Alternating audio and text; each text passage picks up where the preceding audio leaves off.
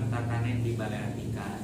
Yang pertama adalah struktur program, yang kedua struktur kurikulum, dan yang ketiga adalah struktur Lingkungan. Nah, hari ketiga ini kita akan fokus untuk memperdalam dan memperkuat kapasitas kita pada struktur lingkungan. Kemarin juga di hari Senin kita sudah belajar bersama tentang definisi dari program tatanen di Balai Atikan ya. Salah satu definisinya itu adalah gerakan tatanen di Balai Atikan ini dimaknai sebagai gerakan pendidikan karakter untuk menumbuhkan kesadaran hidup ekologis dalam merawat bumi dan berguru pada Bumi. yang terintegrasi dengan model pembelajaran berbasis pancamiti dan pertanian permakultur. Nah, pertanian permakultur ini adalah salah satu metode yang akan kita perdalam bersama pada hari ini di hari ketiga. Dan saya juga mungkin sudah bisa melihat ya Ibu Bapak sekalian bagaimana penataan di kawasan lingkungan sekolah ini sudah dilakukan selama beberapa bulan dan tahun terakhir. Dan kita nanti akan belajar juga dari aspek struktur lingkungan, bagaimana sih sebetulnya bagaimana nanti pada struktur lingkungan keadaan lingkungan sekolah ini tuh apakah sudah mencerminkan prinsip-prinsip permakultur atau belum. Nah, nanti kita akan lihat bersama-sama ya. Nah, Ibu Bapak sekalian, yang pertama mungkin bagi kita dan sebagian besar Ibu Bapak sekalian sangat asing dengan istilah pertanian permakultur, betul ya? Ada yang pernah mendengar sebelumnya? Belum ya? Nah, jadi pertanian permakultur ini adalah sebuah metode pertanian yang dikembangkan untuk menselaraskan antara kebutuhan pangan bagi sebagian masyarakat ya dengan cara bertani atau bercocok tanam dengan tujuan pelestarian lingkungan. Nah, pertanian permakultur ini tentu berbeda dengan konsep-konsep pertanian yang lain. Jadi kalau kita mengenal ada 3 istilah atau 3 metode pertanian. Yang pertama itu ada model pertanian konvensional.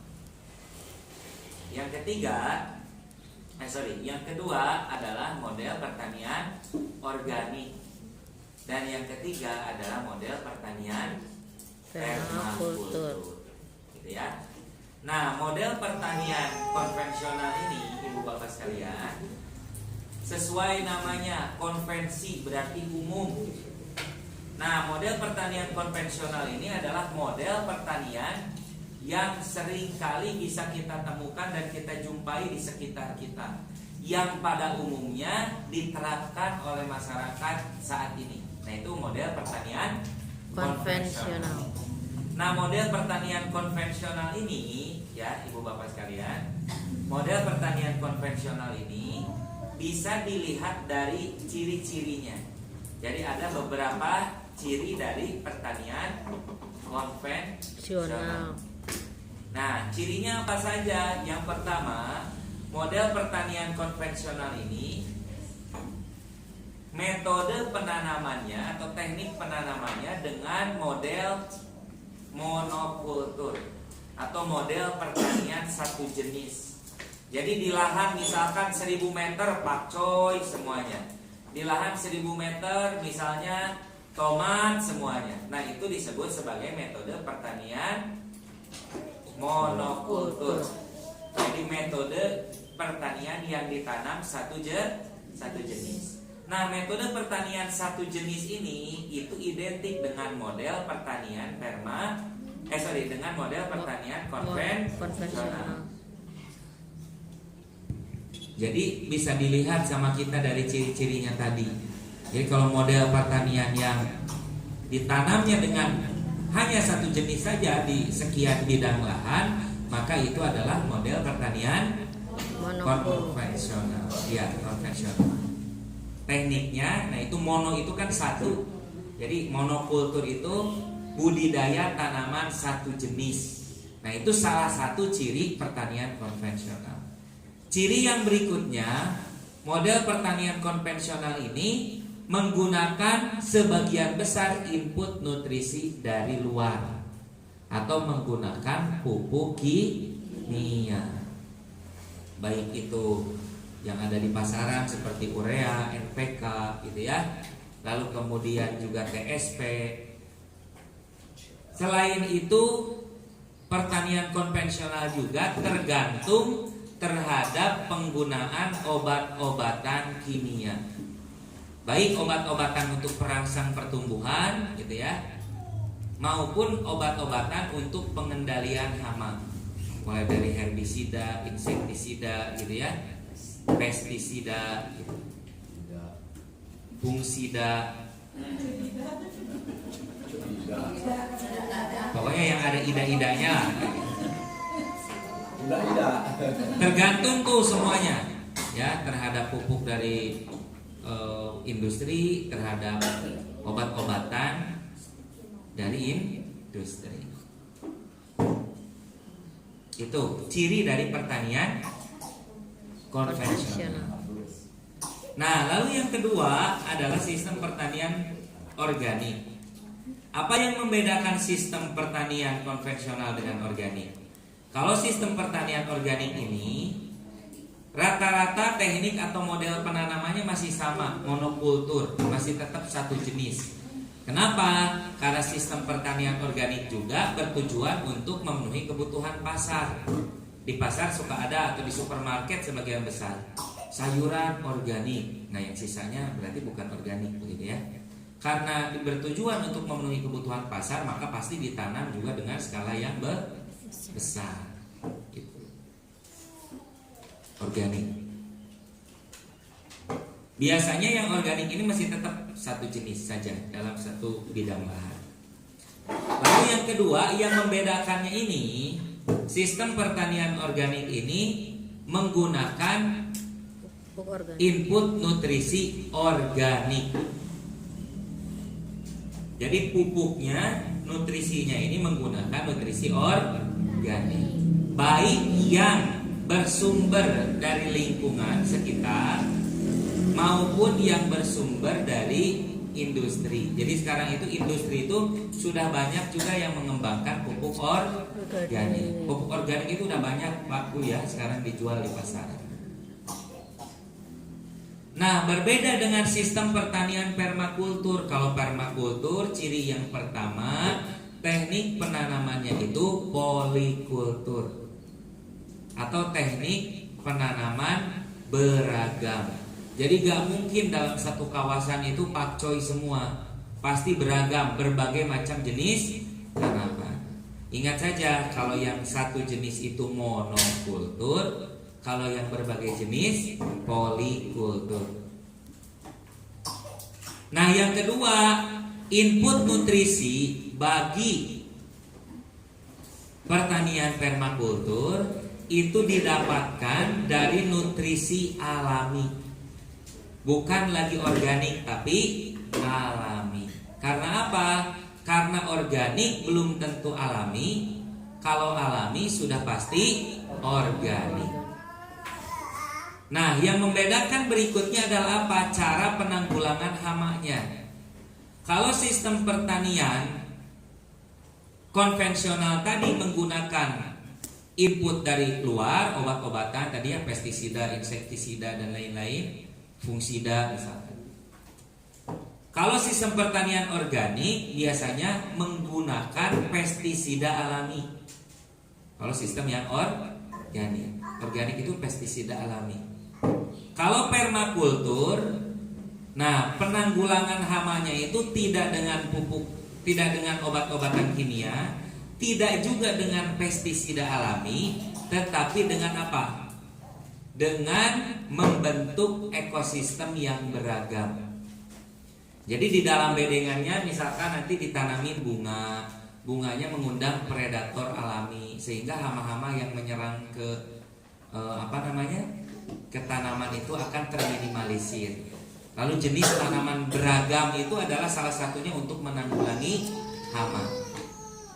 Jadi sudah menggunakan keanekaragaman hayati dalam kawasan kebun sebagai penanggulangan terhadap hama kayak gitu. Nah, udah bisa nih sekarang kita gambarkan beda sekali ternyata antara model pertanian konvensional, organik, dan permakultur. Mengapa? Karena permakultur ini sangat menjunjung tinggi aspek-aspek kelestarian alam. Nah, dari mana sistem pertanian permakultur ini dicontoh? Dari sistem hutan. Hutan ditanam beragam, gitu ya. Di hutan juga ditanamnya beragam, tanpa membutuhkan nutrisi dari luar, baik yang organik hasil industri maupun yang kimia hasil industri. Tidak membutuhkan sama sekali, tapi mereka bisa tumbuh berkembang dengan baik dan menghasilkan berbagai macam manfaat bagi kehidupan manusia dan seluruh makhluk yang ada, bahkan bukan hanya untuk manusia, gitu ya. Nah, seperti itu.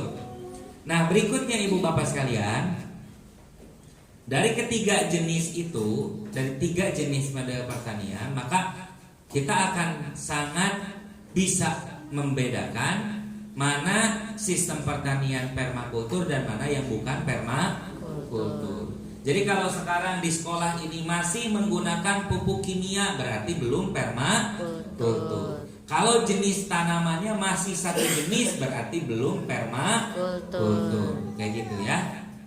Nah, yang membedakan lagi, kalau tadi baru pupuknya atau input nutrisi dan obat-obatannya, yang membedakan lagi adalah kebutuhan benihnya.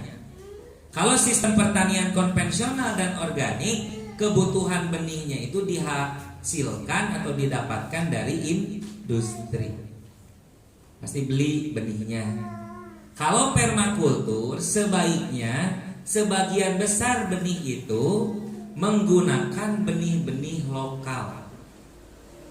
Menggunakan benih-benih lokal. Nah, apa saja jenis benih sih sebetulnya, gitu kan?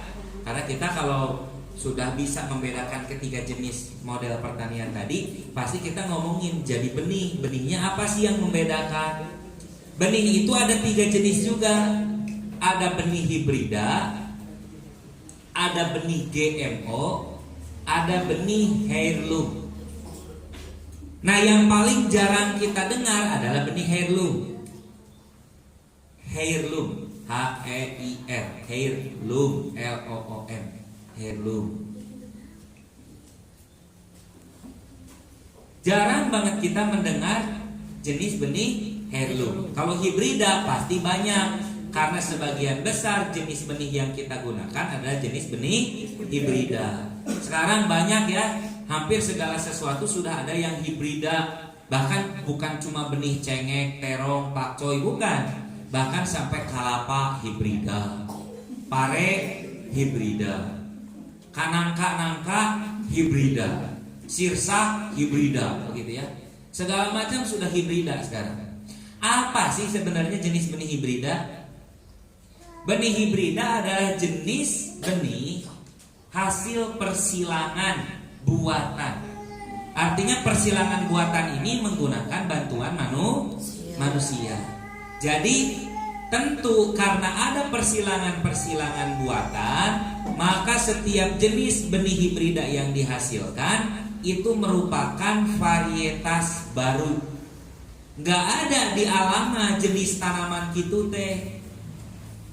Kenapa bisa ada jenis tanaman itu? Karena hasil hibridasi. Nah, sebetulnya Ibu Bapak sekalian, tanaman-tanaman yang sekarang bisa kita saksikan semua menjadi komoditas pangan, itu tadinya adalah tanaman asli di hutan. Tanaman liar lah artinya. Nah, tanaman liar itu diambil, disebutnya teknik mengambil tanaman asli dari liar, lalu kemudian dibawa untuk dihibridasi dan menghasilkan varietas baru, itu disebut tekniknya itu domestikasi. Jadi tanamannya didomestikasi. Contoh, kita sering menemukan cecenet ya, liar kan cecenet. Nah, tapi cecenet yang liar itu warnanya satu hijau, kuning cuman sedikit kuningnya. Terus rasanya asam, kurang manis, kurang besar, kurang menarik. Nah, akhirnya orang menyilangkan gitu kan dengan jenis cecenet lain. Mungkin yang bukan ada di Indonesia, mungkin yang ada di Taiwan, mungkin yang ada di Filipina. Nah, yang di Filipina contohnya cecenetnya itu besar-besar, warnanya oranye gitu kan. Nah, tapi misalkan itu manis. Nah, itu dikawinkan nanti dengan yang di Indonesia, nanti melahirkan jenis baru. Nah, sebagian besar komoditas pangan yang kita konsumsi sekarang, seperti contohnya brokoli. Lalu kemudian selain brokoli itu kailan, kale, lalu kemudian juga sawi, pakcoy. Itu nggak ada, Bu, aslinya di hutan tanaman itu nggak ada. Jadi jangan ibu ayeuna apa-apaya di leuweung milarian sawi atau nanti pakcoy. Moal aya. Karena itu adalah benih hasil persilangan buatan. Jadi nggak akan ada di dalam hutan jenis tanaman itu. Nah, karena tidak ada, maka tadi semua jenis benih pangan yang ada di sekitar kita sekarang itu sebagian besar sudah benih hibrida. Nah, benih hibrida ini tujuannya bagus gak sebenarnya? Bagus. Tujuannya bagus. Tapi bukan berarti tujuan yang bagus ini dampaknya selalu bagus. Bisa aja dampaknya jelek, gitu kan?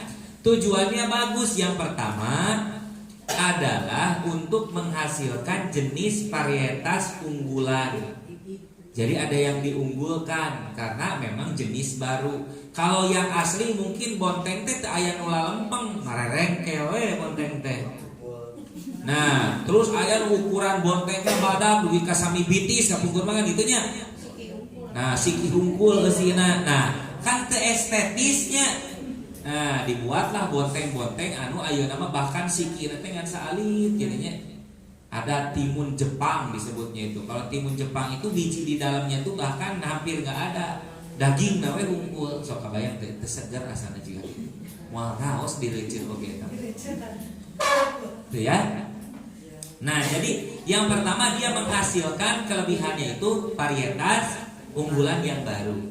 Yang kedua, gitu ya, dia bisa membuat sifat-sifat baru pada tanaman.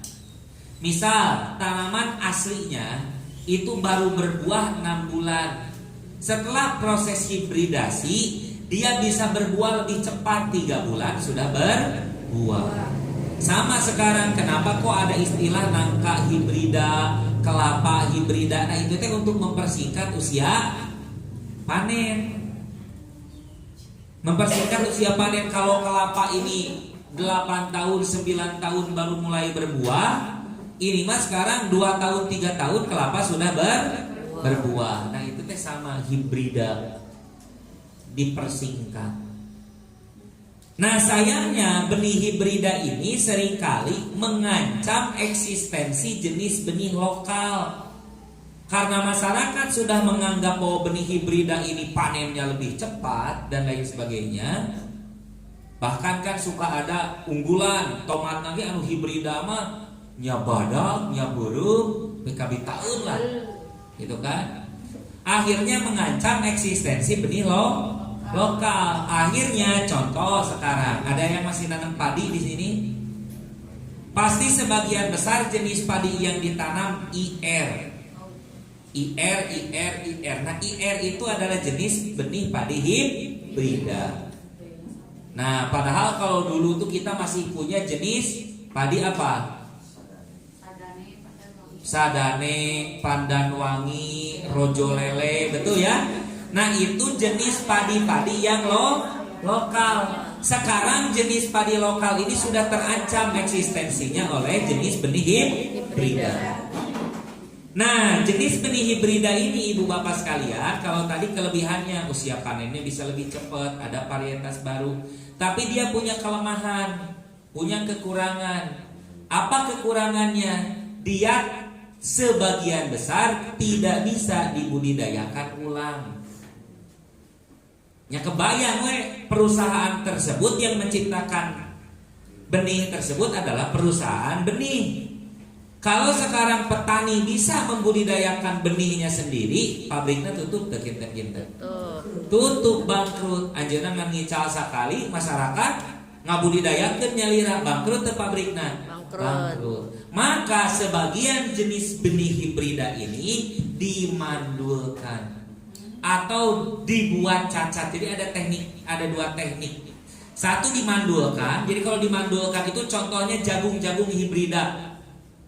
Jagung manis hibrida, jagung pulut, jagung warna merah, jagung warna hitam, itu dia dimandulkan. Jadi ketika dia dituakan dalam pohon, lamun kapungkur mah jagung teh neuasan musiki nantinya ku urang sok digantungkeun dina para pamingke usum melak di aseuk dipelakeun di janten kan. Nah paminu ieu mah sanes neuasan dina tangkal digaringkeun teh. Kalah peot sikina teh.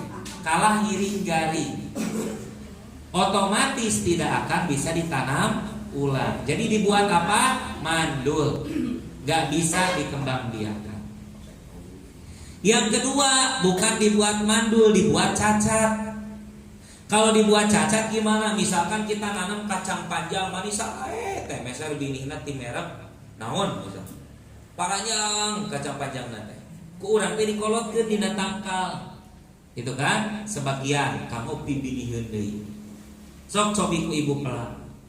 Nu tadina kacang panjang janten kacang pondok. Kacang buntet teu mangrupa. Karena apa? Nah itu tadi dibuat cacat. Jadi tidak akan sebagus induknya. Dan untuk kebutuhan industri dan untuk kebutuhan komersil, artinya untuk dijual ke pasar kan moal payu, leres Bu? Moal ada ibu-ibu, nah biasa milihan, nah ieu mah panjang teh para ronok bararuntet ieu moal gitu kan. Palsu. KW awon.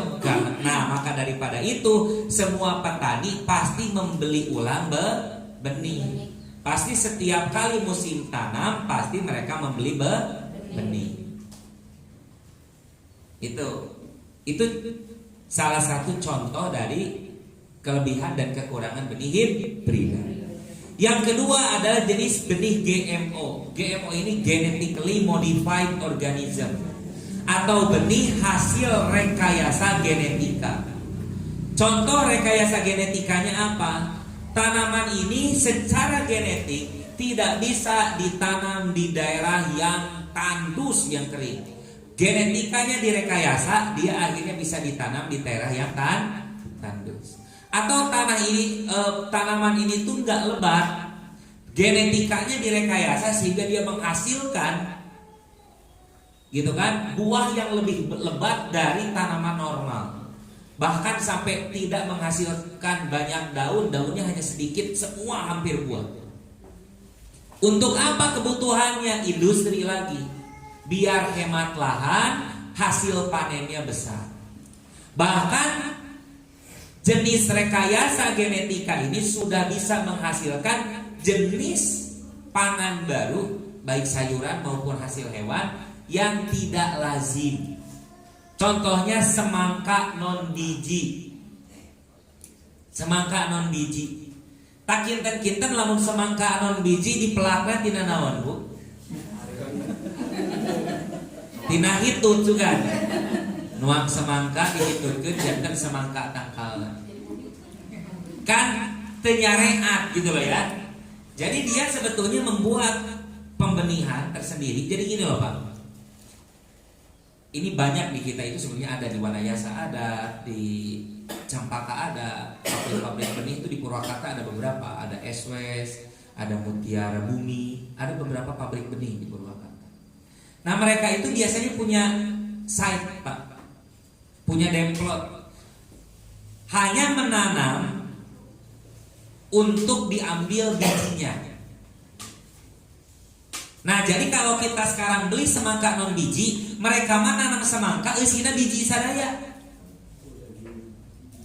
Dagingna saali itu siki sadaya.